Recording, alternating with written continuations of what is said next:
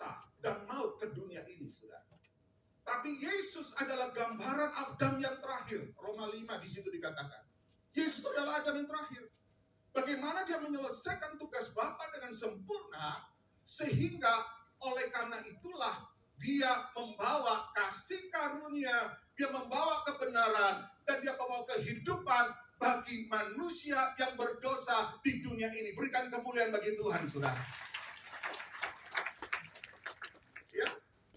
Jadi Adam yang pertama membawa dosa dan maut. Tapi Adam yang terakhir, yang namanya Yesus Kristus, karena dia finish well, membawa kasih karunia dan kehidupan ke dalam dunia ini. Oleh karena itu kita bersyukur. Oleh karena keberhasilan Yesus, hari ini kita diselamatkan. Kita menerima pengampunan dosa. Kita menerima kehidupan yang kekal. Kita mengalami damai sejahtera. Amin, saudara. Nah, oleh karena itulah, saudara, kita harus menyadari apabila Yesus sudah melakukan hal yang luar biasa bagi kita. Yesus itu pattern, model dalam hidup kita.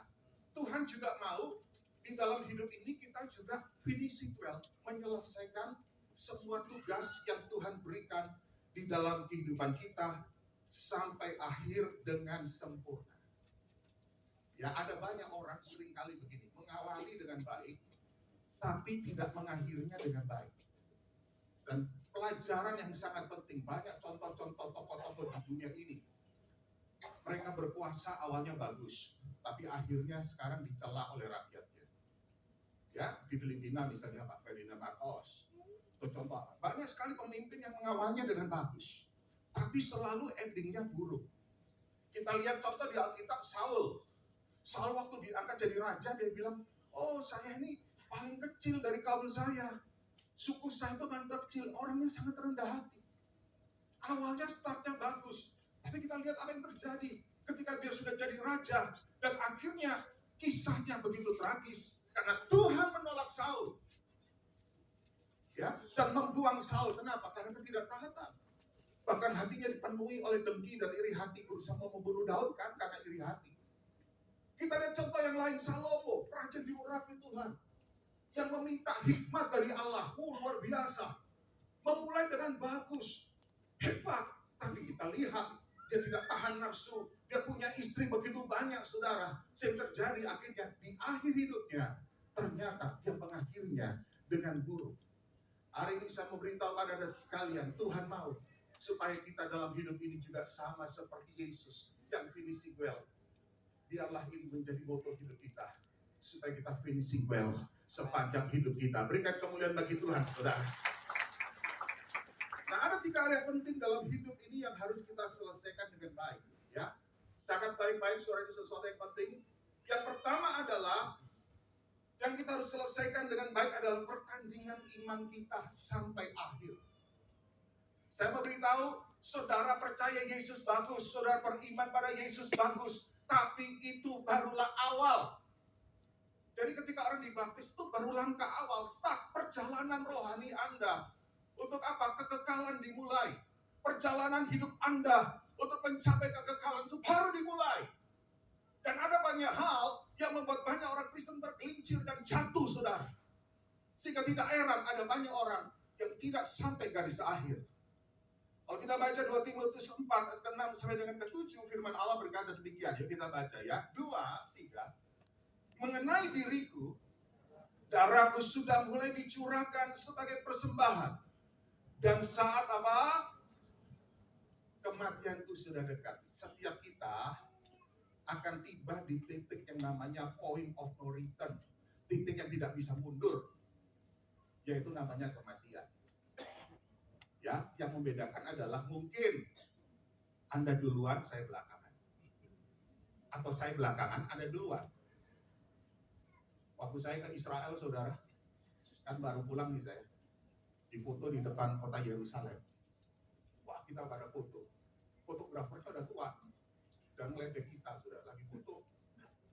Ya, dia bilang gini, see you in heaven. Wah, dia bilang gitu, dengan suara lantang, see you in heaven. Langsung saya jawab, you first. Artinya apa? Tiap kita nggak bisa nolak. Kita ada titik yang namanya point of no return. Saat kematian kita, saudara, kita nggak tahu. Ada orang 87, kali mati. Ada orang 23 langsung berangkat. Hidup ini misteri. Tapi Rasul Paulus berkata, ketika dia sadar bahwa aku sudah mau mencapai garis akhir, ayat ke-7, perhatikan, kita baca 2, 3. Aku telah mengakhiri pertandingan yang baik. Aku telah mencapai garis akhir. Dan aku telah melihara iman. Inilah Tuhan mau supaya kita sejak percaya Yesus hari ini, kita terus bertekun sampai akhir. Kita tetap percaya Yesus, kita tetap mengasihi Yesus. Yang ngerti katakan amin. Berikan kemuliaan bagi Tuhan, saudara. Kenapa? Ada banyak orang yang bisa jatuh dan tergelincir. Salah satunya, saudara, yang membuat orang akhirnya, saudara, keluar dari track, dari jalur pertandingan iman itu, karena kekecewaan. Ada orang yang kecewa sama gereja sama pengurus, gara-gara gak disalami. Mungkin pendeta udah capek ngalamin 50 orang. Pada giliran kita, saudara, mungkin dia jeda dulu, istirahat. Kebetulan kok apesnya sama kita. Kita pulang ke sana, pendeta, kalau yang kaya disalamin, kalau saya mentang-mentang bukan orang kaya, dilewatin. Nah, kecewa, saudara. Banyak orang kecewa dan akhirnya meninggalkan Tuhan. Hati-hati yang namanya kecewa hari ini. Saya mau beritahu, saudara boleh kecewa pada manusia. Atau boleh kecewa pada pengurus gereja. Bahkan kau boleh kecewa sama pendeta. Tapi jangan pernah meninggalkan Tuhan di dalam hidup Anda. Apa urusannya saudara kecewa sama manusia, terus Anda menolak Tuhan? Itu kebodohan yang dibuat iblis, yang ditaruh dalam benak kita. Memang di dunia ini semua orang mengecewakan, Bapak Ibu. Ingat baik-baik, gak ada satupun manusia yang bisa memenuhi semua harapan kita. Oleh karena itu, model dalam hidup kita adalah Yesus Kristus. Bukan pendeta, bukan hamba Tuhan, bukan pengurus gereja. Yesus Kristuslah menjadi model. Itu kekecewaan yang membuat orang tergelincir. Apalagi, saudara, godaan dunia ini. Wanita dunia ini, Alkitab katakan lebih cantik. Sehingga banyak orang tidak heran mengorbankan Yesus, the Mrs. Ya kan? Udah tahu namanya Yohanes. Jangan ketemu sama Siti Khadijah, udah tahu lah. Udah jangan dilanjutin lagi. Kita seringkali kompromi. Gak apa-apa, kenalan cuma deket-deket doang. Itu udah tahu. Sebentar ada alat kan di dalam hati kita. Betul kan? Tapi yang terjadi apa? Aduh, kita mudah kompromi. Akhirnya udah terikat yang namanya bucin, budak cinta. Itu bahaya. Jadi hari ini saya mau katakan, kalau orang menjalin hubungan dengan orang di luar Kristen, orang di luar iman kepada Yesus, itu ada proses, nggak tiba-tiba kan? Nah, Anda harus dari awal, gua udah beda server nih, tolak dalam nama Yesus. Bila pun tengking, ya Pak Pendeta, tapi orangnya high quality jomblo nih. Gak peduli mau high quality jomblo. Kenapa? Karena iman saudara lebih penting. Panggilan saudara lebih penting. Yuk kita lihat satu ayatnya, saudara. 2 Petrus 1:10-11. Kita baca sama-sama. 2, 3. Karena itu saudara-saudaraku, berusahalah sungguh-sungguh. Alkitab katakan berusahalah sungguh-sungguh. Supaya apa? Panggilan dan pilihanmu makin teguh. Sebab jikalau kamu melakukannya, kamu tidak akan pernah tersandung. Jadi panggilan Tuhan, pilihan saudara lebih besar daripada tadi siapa namanya itu, Siti Khadijah, saudara. Anda namanya Maria, udah ketemu yang namanya Abu Bakar, udah dalam nama Yesus tenggelam. Sekalipun dia gantengnya seperti apa, saudara. Amin. Kalau Anda biarkan, langsung menjalin hubungan lebih dekat dengan Abu Bakar, cintamu bisa terbakar. Oleh karena itu hari ini jadi orang Kristen harus strict, berkata tidak. Gitu dong. Jual mahal, saudara. Karena kita memang mahal. Amin. Kenapa? Kalau udah beda server, tolak dalam nama Yesus, jangan kompromi. Banyak anak Tuhan ikut kor, sampai begitu dalam pindah keluar. Kalau di luar ketemu sama yang begitu, akhirnya menjadi hubungan. Kompromi. Hari ini saya mau beritahu, ada banyak hal yang bisa menggagalkan panggilan dan pilihan kita, membuat kita tergelincir dan jatuh. Tapi hari ini biar kita bersungguh-sungguh. Karena ayat yang ke-11 berkata demikian, jadi kita lanjutkan. Dengan demikian, kepada kamu akan dikaruniakan hak penuh untuk memasuki kerajaan kekal. Jadi Anda punya hak penuh. Ya, masuk kerajaan kekal, yaitu kerajaan Tuhan dan Juru Selamat kita, Yesus Kristus. Jadi biar panggilan dan pilihan kita ditekuni. garis akhir. Sampai aku menutup mata, apapun yang terjadi, aku tetap mencintai Yesus. Aku melayani Yesus dan aku mengasihi Yesus. Ada seorang pelari yang bernama Robert Keriot, saudara, dari Kenya, ya. Dia memenangkan pertandingan maraton 2006, saudara. Kisahnya menarik, kenapa? Dia menjelang garis finish, tergelincir, jatuh. Cuma dia masih untung. Nah, saya bilang untung karena saya pernah dengar juga kisah yang lain. Orang tergelincir, ternyata nggak nyampe garis finish, saudara. Kalau dia tergelincirnya nyerosot ke depan, sedang melewati garis finish. Dan akhirnya dia dinobatkan sebagai pemenang pada waktu dia lewat garis finish, dan sejak itu juga dilarikan ke rumah sakit. Koma, saudara, gegar otak. Tapi masih untung, perjuangannya lari 2 jam, 7 menit, bisa sampai garis akhir, saudara. Ada banyak orang udah tinggal dikit aja, saudara, tapi ternyata nggak sampai garis akhir. Oleh karena itu hati-hati. Apapun yang terjadi hidup saudara, saudara gini ya, nggak mudah untuk kita jadi orang yang sungguh-sungguh pada Tuhan di tengah dunia yang penuh dengan godaan, di tengah dunia yang chaos, di tengah dunia rusak, penuh dengan masalah. Untuk kita tetap bertekun pada Tuhan. Fokus pada garis pertandingan kita. Bisa nggak kita jatuh? Jatuh bisa. Kita bisa jatuh dalam dosa. Tapi jangan terus tinggal di dalam dosa. Jangan akhirnya kita berpaling. Ini jalan kehidupan, ini jalan kematian. Kita sekarang jangan mengarah kepada jalan kehidupan. Tapi kita bisa jatuh bisa. Tapi 1 Yohanes 2:9 mengatakan, jika kita mengaku dosa kita, maka Allah setia dan adil mengampuni kita. Kita bangkit lagi. Kita jalan lagi menuju kehidupan. Ada banyak orang jatuh dalam dosa dan dia kompromi, tinggal dalam dosa, makin nyaman, akhirnya tanpa disadari dia mulai balik lagi menuju kepada kematian. Hari ini ingat baik-baik, biar kita finish well sampai garis akhir, mempertahankan, memelihara iman kita. Berikan kemuliaan bagi Tuhan, saudara. Yang kedua, kita menyelesaikan apa? Semua tugas di dunia. Karena saya percaya kita ada di dunia ini ada penugasan. Saya nggak peduli proses Anda lahir di dunia ini. Ada orang bilang, saya kecelakaan, saya tidak diharapkan orang tua. Tapi saya terlalu percaya bahwa setiap orang ada di dunia ini, Tuhan punya maksud. Tuhan punya penugasan yang khusus. Kita baca Yohanes 4 ayat 34. Yesus berkata demikian. Yuk kita baca. Kita baca 2, 3. Kata Yesus kepada mereka, makananku ialah melakukan kehendak Dia yang mengutus aku dan menyelesaikan pekerjaan. Kita harus berkata seperti Yesus juga. Makananku ialah melakukan kehendak Dia dan menyelesaikan pekerjaannya. Makanan itu bicara apa? Hal yang pokok. Makananku itu hal yang utama. Hal yang utama dalam hidupku adalah menyelesaikan pekerjaannya dan melakukan kehendak Bapa di sorga. Nah, oleh karena itu, Yesus punya tujuan yang jelas untuk menyelesaikan pekerjaan yang diberikan Bapanya. Tugasnya memang untuk mati di kayu salib. Namun kita juga, saya yakin, setiap saudara punya maksud Tuhan, tujuan Tuhan di dalam hidup kita.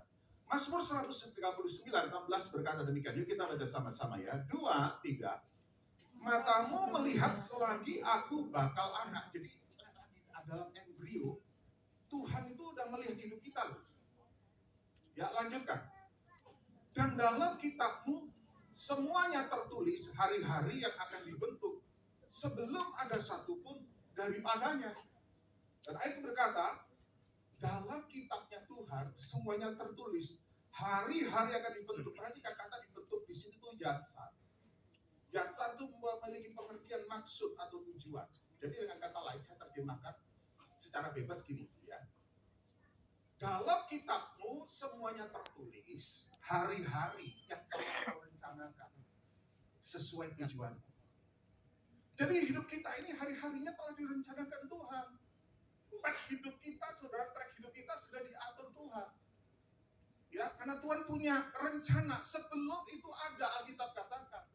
Oleh karena itu saya mau pastikan hari ini setiap saudara punya maksud, punya tujuan dan punya rencana Tuhan bagi hidup saudara masing-masing. Kalau begitu Anda bertanya, Pak, kalau gitu apa sih tujuan hidup saya? Ikutilah kelas M3. Di situ nanti Anda akan belajar yang namanya shape. Shape itu apa Pak Pendeta? Shape itu bentuk. Dalam bahasa Inggris, shape. S itu spiritual gift. H itu heart. Yang ketiga ability. Yang keempat personality. Yang kelima experience. Nah, 5 hal ini akan membentuk hidup seseorang, mengarahkan kepada tujuan hidupnya. Dan saya tidak bisa bahas di tempat ini terlalu dalam. Anda harus ikut nanti F3, dibahas satu demi satu, ya. Kenapa? Supaya kita ngerti bentuk. Contohnya gini, saudara, apa yang dimaksud bentuk? Bentuk itu menentukan tujuan. Contoh ya, kenapa burung bentuknya ada sayap, ada bulu-bulunya? Kenapa, saudara? Karena memang burung punya sayap, didesain bentuknya seperti itu, punya tujuan supaya dia bisa terbang. Anda manusia nggak didesain, dibentuk Tuhan, punya sayap kan? Jadi Anda mau kepak-kepak kayak gini, saudara nggak akan mengangkat tubuh saudara kan? Kenapa? Karena bentuknya kita berbeda. Nah itulah, setiap bentuk kita itu tidak sama. Nah di shape ini nanti kita akan belajar apa yang jadi tujuan hidup kita, sehingga kita, saudara, berjalan mengikuti panggilan Tuhan sesuai dengan tujuan Tuhan secara khusus. Tapi hari ini yang saya mau bahas adalah setiap kita punya tugas-tugas secara umum yang harus kita selesaikan. Misalnya apa? Tugas kita sebagai seorang pemimpin di perusahaan. Mari kita finishing. Jadilah pemimpin yang satu hari kelak diingat oleh karyawan saudara. Karena saudara telah memberikan pengaruh besar di tempat pekerjaan saudara sebagai seorang pemimpin. Kalau Anda karyawan, selesaikan tugasmu dengan baik. Kalau Setia 23 mengatakan apapun juga yang kamu perbuatlah seperti untuk Tuhan, bukan untuk manusia. Jadi jangan bekerja hanya karena salary. Tapi saudara punya nilai value tinggi. Kenapa? Karena apapun yang kau lakukan harus selesaikan dengan baik, finishing well. Amin, saudara. Sehingga saudara diingat sebagai karyawan yang luar biasa. Jangan jadi karyawan yang datang belakangan, pulang duluan. Sehingga waktu kita minta cuti, Pak, boleh nggak cuti? Oh, saya silakan. Mau cutinya berapa lama? Sekalian aja cutinya terus. Nah, itu artinya saudara nggak diharapkan lagi. Nah, itu saudara artinya apa? Tidak menyelesaikan pekerjaan saudara dengan baik. Nah, ini masalahnya. Orang kerjanya asal-asalan, menyelesaikan sesuatu asal-asalan. Tapi buat ketika saudara, even saudara pindah kerjaan sekalipun, selesaikan dengan baik di situ. Sehingga sampai orang-orang yang kenal saudara, pimpinan saudara, kita kehilangan besar ya dengan orang ini. Wah, kerjanya, value-nya, karakternya. Nah itu saudara, saudara dimanapun finishing well, menyelesaikan dengan baik. Yang ngerti katakan amin. Ada apa lagi tugas kita sebagai seorang pelayan Tuhan, MCL mungkin. Di sini ada banyak MCL, selesaikan tugas Anda. Lakukan dengan yang terbaik. Mentoring setiap core leader, datangi mereka. Doakan mereka. Core leader, dengar baik-baik. Itu adalah tugas yang diberikan oleh Tuhan. Lakukan dengan segenap hatimu. Ya. Bikin pertemuan core, jangan males-malesan. Ini core-nya sebulan 1 kali, kadang ada, kadang enggak. Sehingga anggotanya bingung. Ini adalah di pertemuan core. Akhirnya terjadi apa, saudara? Itu core-nya mati segan, hidup tak mau. Anda sebagai core leader, lakukan tugasmu dengan baik. Dengan apa? Sampai saudara akhir. Menyelesaikan sampai akhir. Tugas kita sebagai pelayan. Tugas kita apa lagi? Sebagai orang tua. Kita punya tugas sebagai orang tua. Lakukan tugas kita sebagai orang tua untuk mengajar, mendidik anak kita, mengantar mereka menemukan panggilan visi hidup mereka. Tugas orang tua bukan cuma sekedar kasih makan dan minum. Ya, ingat baik-baik. Bapak Ibu, kalau kerjaan kita hanya memenuhi sandang, pangan, dan papan, tidak bedanya dengan memelihara hamster. Hamster juga dikasih sandang, pangan, tempat tinggal, saudara. Anak-anak itu perlu diajar, dididik untuk takut akan Tuhan, untuk mengasihi Tuhan, belajar skill of value, skill of life, saudara, ya, dalam kehidupannya. Itu penting. Itu tugas orang tua. Bagaimana kita berusaha bekerja dengan sebaik-baiknya. Ada seorang bapak, saudara, udah sebentar lagi dia dipanggil Tuhan, seorang hamba Tuhan. Waktu saya berkunjung, dia berkata gini, kalau doa Sebagai orang tua, saya nggak mau meninggalkan utang buat anak-anak saya. Saya lagi bereskan semua utang-utang. Bahkan kredit, mobil apa semua dibayar. Pokoknya saya bayar semua. Supaya waktu saya mati, saya nggak meninggalkan utang pada anak-anak saya. Ini tugas saya sebagai orang tua yang harus saya selesaikan. Hebat ya saudara. Saya sedikit cerita kesaksian. Mama saya itu single parent. Dia besarin 4 orang anak. Anak yang paling besar umur 8 tahun. 8, 7, 6, 5. Dan karena bapak saya itu pendeta, waktu dia nggak ada, nggak meninggalkan harta. Jadi mama saya itu ngajak anak-anaknya dari kontrakan satu ke kontrakan yang lain. Saya sebagai orang tua hari ini sadar betapa perjuangan orang tua saya. Bagaimana bisa survive membesarkan 4 orang anak yang kecil-kecil dalam kesulitan, dalam begitu banyak masalah, saudara. Tapi hari ini, Anda lihat, di tubuh saya tidak ada tanda-tanda kemiskinan.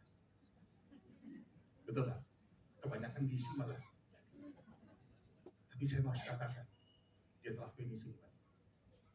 Dia telah menyelesaikan tugasnya sebagai orang tua. Dan saya belajar, dia tidak pernah meminta-minta. Ada seorang janda datang minta didoakan, ujung-ujungnya minta bantuan. Ya kita kasih bantuan, kalau minta bantuan lagi. Cuma punya anak 1. Saya bilang, kamu punya anak 1 aja, udah kepohnya minta ampun. Datang sama Tuhan, cari sama Tuhan. Tuhan pasti akan berkati dan buka jalan bagi ini. Kenapa? Orang tua saya nggak pernah minta-minta loh. Itu janda bikin kue, jahit dia sungguh-sungguh. Saya besarin anaknya sampai big semua anaknya, saudara. Ya kan? Luar biasa. Dia telah finishing well, menyelesaikan tugasnya dengan akhir sampai akhir. Demikian juga kita sebagai anak punya tugas. Tugas kita apa? Berbakti pada orang tua. Amin. Saya kemarin ya sedikit kesaksian juga, saudara. Ada hal-hal yang Tuhan ajarkan pada saya ini ya. Kenapa orang tua saya nggak segera dipanggil Tuhan? Ya 2 minggu yang lalu mama saya dipanggil Tuhan. Tapi prosesnya itu nggak mudah. Dia harus mengalami sakit dulu dan sebagainya. 5 tahun terakhir ini dia mengalami Alzheimer, demensia. Ya. Terus kemudian dia juga kena stroke, terbaring di tempat tidur sekian lama. Saya kadang berdoa, Tuhan kenapa ya? Tapi Tuhan ingatkan, Tuhan mau kita sebagai anak menyelesaikan tugas kita sampai akhir, merawat orang tua kita. Gak peduli hari ini, saudara. Engkau anak-anak, kau harus punya tugas. Finishing well, selesaikan dengan baik. Orang tuamu hari ini udah gak bisa apa-apa. Mari lebih banyak kita kasih waktu, perhatian, lakukan sesuatu. Saya baca di Cina satu kisah mengerikan. Orang-orang tua yang udah gak sanggup melakukan apapun, sama anaknya dianggap jadi beban. Terus ditaruh di pandu, saudara dibawa sama mereka anaknya di tengah hutan. Ditinggal di sana, saudara. Hari ini begitu banyak anak-anak saudara yang tidak memperhatikan orang tuanya. Anda harus mengasihi, sesibuk apapun, datangi orang tua. Amin. Telepon dia bila perlu. Datangi, doakan. Jangan lupa kasih angpau. Orang tuamu sesepikun apapun juga masih bisa membedakan 10.000 dan 100.000.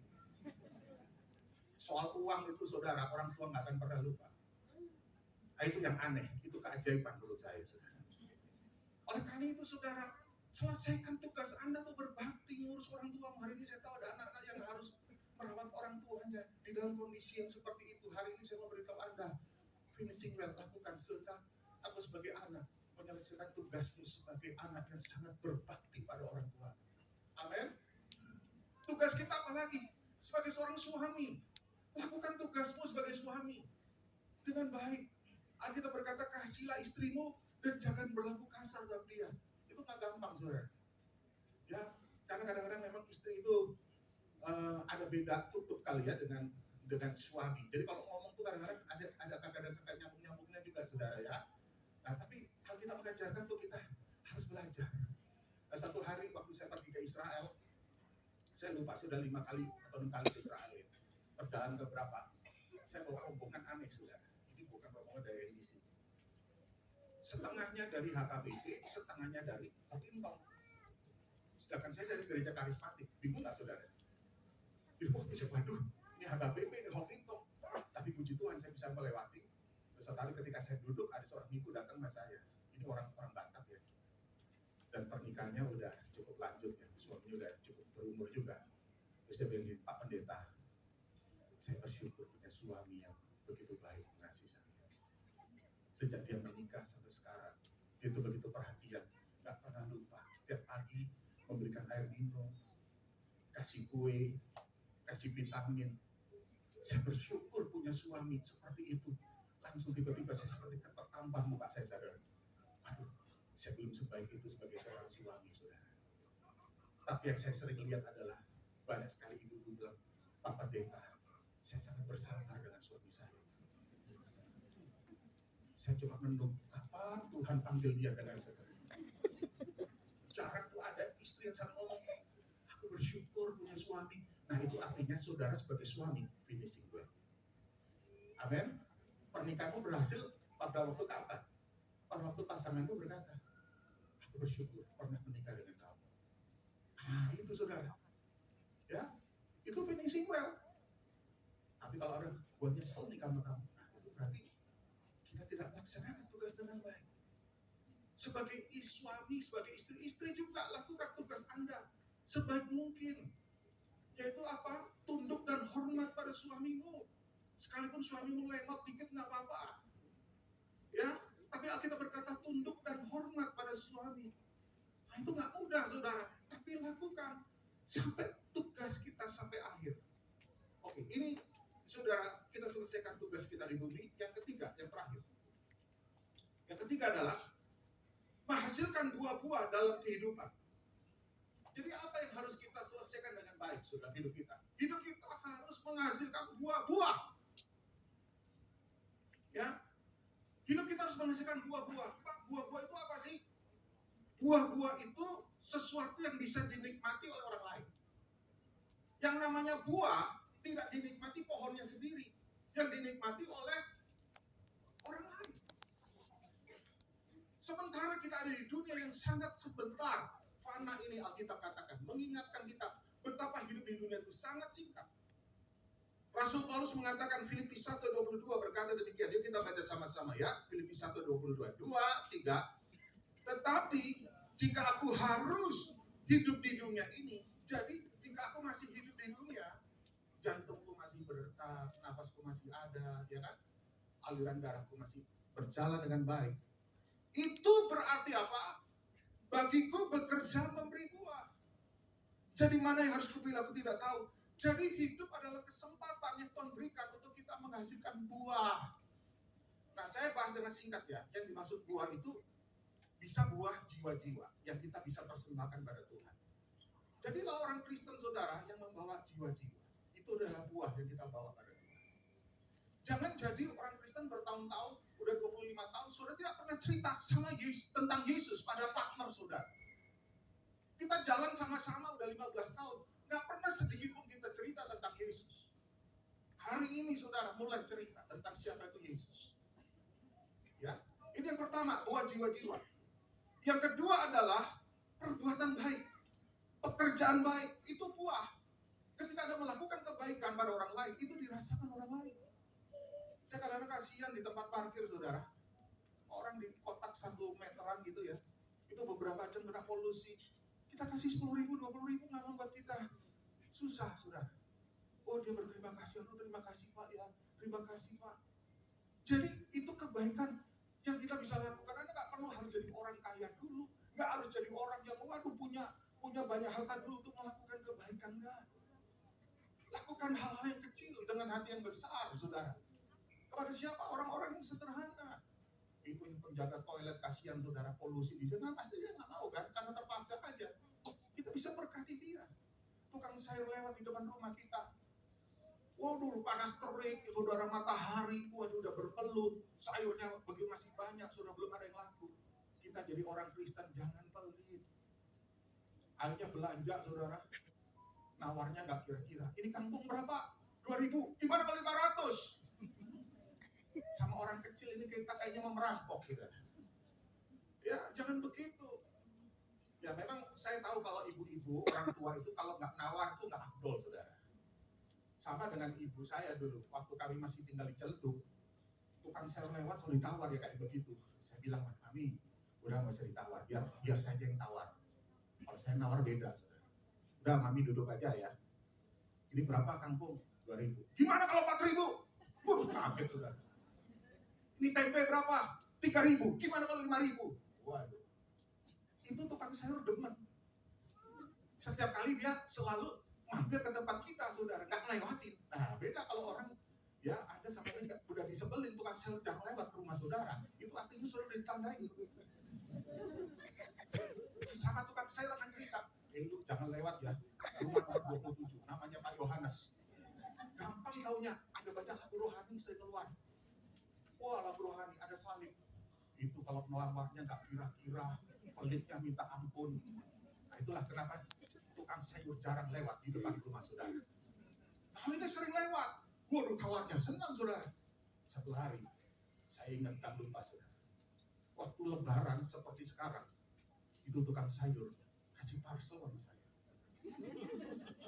Ada kue nastar, ada. Saya sampai kaget. Wah, ini lebaran, ada parcel. Aduh, kaget. Harusnya kan kita yang kasih. Kok dia bisa kasih? Saudara pernah nggak dikasih parcel sama tukang sayur? Pernah nggak? Pernah nggak? Saudara orang baik sih soalnya. Ya. Jadi Anda harus dikenal baik. Itu buah yang bisa langsung dirasakan. Amin Bapak Ibu. Apalagi teladan kehidupan kita itu adalah buah. Tahun yang lalu saya menentukan pernikahan 50 tahun mas. Buat saya itu sesuatu event yang luar biasa. Kenapa jarang sampai hari ini orang 50 tahun pernikahan mas. Di sini ada yang sudah 50 tahun bisa angkat tangan, kita akan celebrate bersama-sama. Ya pernikahan mas bisa angkat tangan supaya yang muda-muda tahu. Saudara lihat angkat tangan, ini teladan. Aduh, nggak ada ya. Malu-malu. Kita rayakan sama-sama, tapi makannya masing-masing di rumah. Hebat loh. Waktu saya bilang, ini satu berkat yang luar biasa bagi anak-anak dan cucu. Teladan pernikahan kita itu adalah buah. Amin. Hari ini banyak orang menikah 1-2 tahun langsung bubar. 6 bulan langsung bubar, saudara. Ini 50 tahun. Luar biasa. Apalagi saudara, komen musik mempersiapkan diri. Buah yang kita bisa tinggalkan adalah karya kita. Anda penulis bikinlah bikinlah buku. Anda ngaranglah lagu. Tinggalkan sesuatu karya yang bisa dinikmati orang lain. Kalau Anda seorang penulis